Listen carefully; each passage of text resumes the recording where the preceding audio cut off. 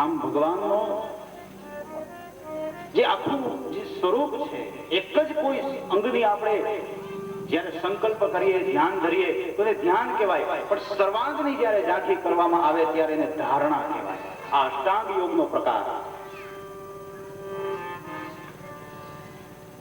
અને ધારણામાંથી જ્યારે આપણે પરિપૂર્ણ આપણું ધ્યાન કેન્દ્રિત થઈ જાય પછી છેલ્લો અષ્ટાંગ યોગનો છેલ્લો પ્રકાર સમાધિ. પછી સમાધિ લાગે. ગોપીઓને સમાધિ લાગી હતી રાસલીલામાં. જ્યાં પ્રેમ છે ને ત્યાં પરમાત્મા પરતંત્ર બની જાય છે, ત્યાં ઈશ્વરની કોઈ સત્તા નથી. આમ ભાગવતનું મહાન જો કોઈ તત્વ હોય તો એ પ્રેમ તત્વ છે. બાકી તો શ્રવણ, કીર્તન, મનન. શ્રવણથી શરૂઆત થાય. ભક્તિની શરૂઆત ક્યાંથી થાય? શ્રવણથી. નવધા ભક્તિનો પેલો જ પ્રકાર શ્રવણ. શ્રવણ. ભગવાને જ્યારે અંતર્ધ્યાન થઈ ગયા, દશમ સ્કંદની અંદર પ્રકરણ આવશે ગોપી ગીત. એમાં ગોપીઓએ ભગવાનને કેવું સંબોધન કર્યું, શું કીધું છે? શ્રવણ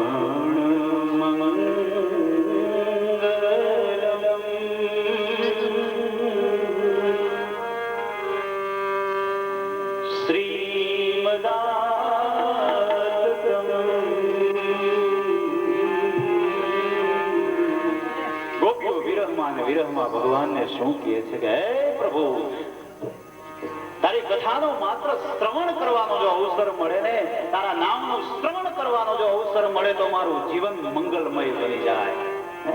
શ્રવણ મંગલમ તપ્ત જીવનમ. જીવન મારું તૃપ્ત થઈ જાય કે આદિ યાધિ ઉપાધિ આનાથી કંટાળી ગયેલું જીવન હે ઈશ્વર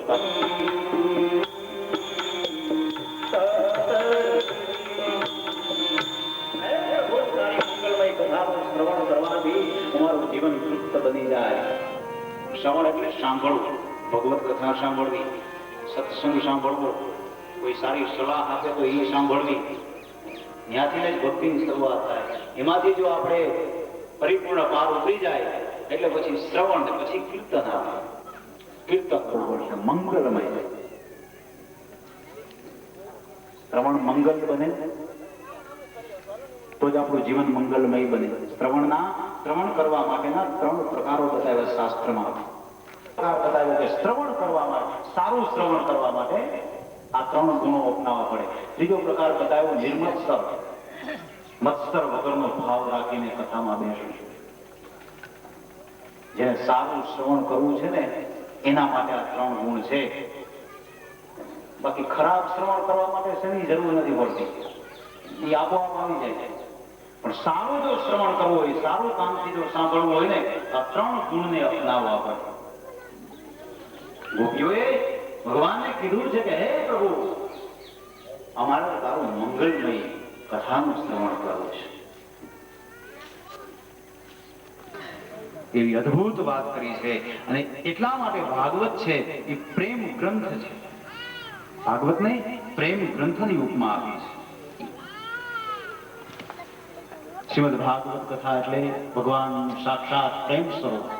દસમ સ્કંદની અંદર ભગવાનનું પ્રેમ સ્વરૂપ બતાવ્યું. એકાદશ સ્કંદની અંદર ભગવાનનું એ વૈરાગ્ય સ્વરૂપ બતાવ્યું. આમ જુદા જુદા જે ભગવાનના સ્વરૂપો છે એ સ્વરૂપની ઝાંખી કરાવી છે ભાગવતની અંદર.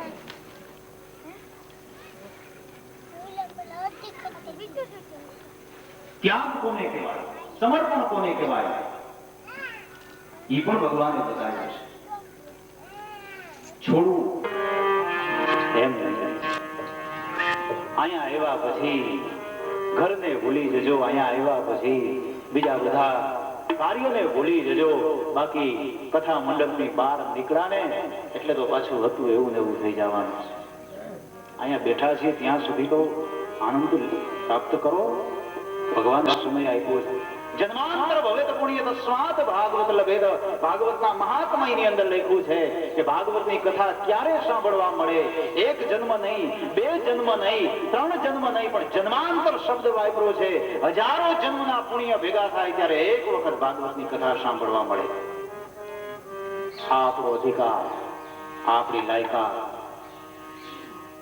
તો આ થોડો ઘણો સમય આપણે ભગવાને આપ્યો તો આપણે એમ સમજી લેવાનું કે આપણને અધિકાર મળ્યો છે. આપણે આ જન્મનું પુણ્ય નહીં તો બીજા કોઈ જન્મનું પુણ્ય હશે, પૂર્વજનો કોઈ પુણ્ય ઉદય થયો હશે તો જ આ વસ્તુ મળે, નહીતર આ વસ્તુ ન મળે. ભાગ્યમાં હોય તો જ મળે આ કથા. બાકી બધું પૈસાથી મળે છે. સુખ સગવડ જોતી હોય ને તો એ બજારમાં જાવ ને એટલે મળે. પૈસા આપો એટલે ઠંડુ પાણી પીવું હોય તો ફ્રીજ મળે. ગરમી બહુ પડતી હોય તો એર કન્ડિશન મળે, પણ ઊંઘ વેચાતી ન મળે. એ તો પરમાત્માની કૃપા હોય ને તો જ મળે. 32 ભાતના ભોજન પીરસાઈ ગયા હોય પણ ભૂખ ન હોય તો? ખાવા માટે ભોજન બજારમાંથી મળે પણ ભૂખ બજારમાંથી ન મળે. એ તો ભગવાનની કૃપા હોય તો જ લાગે. ભૂખ આવે એ આપણી કૃપા છે, પણ ભૂખ લાગે એ પરમાત્માની કૃપા છે. કહેવાનું તાત્પર્ય એ છે કે પરમાત્માએ સમય જે આપ્યો છે ને એ પરમાત્માની કૃપાથી જ આપ્યો છે. લાયકાત, આ જીવની લાયકાતને ધ્યાનમાં રાખીને આપ્યો છે. તો આપણે આપણી લાયકાતને ઓળખવી જોઈએ. હે અમે કથા સાંભળવાને જય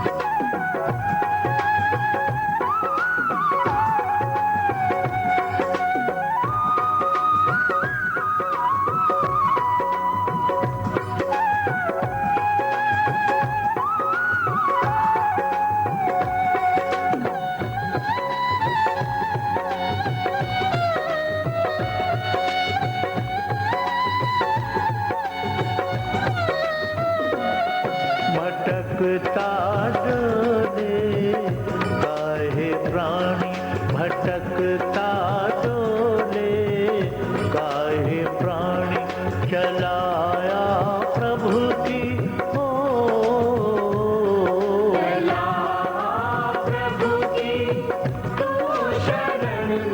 संवर जाएगी जिंदगानी भटकता डोले काहे प्राणी भटकता डोले काहे प्राणी भटकता डोले काहे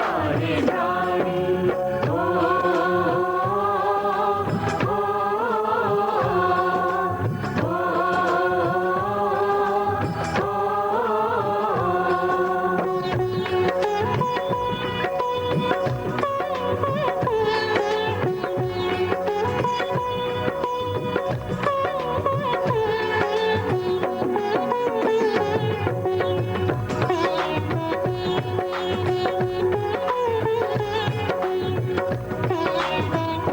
भटकता डोले काहे प्राणी भटकता डोले काहे प्राणी भटकता है क्यों भटकता क्यों है माया में ये काया तेरी भटकता डोले काहे प्राणी भटकता डोले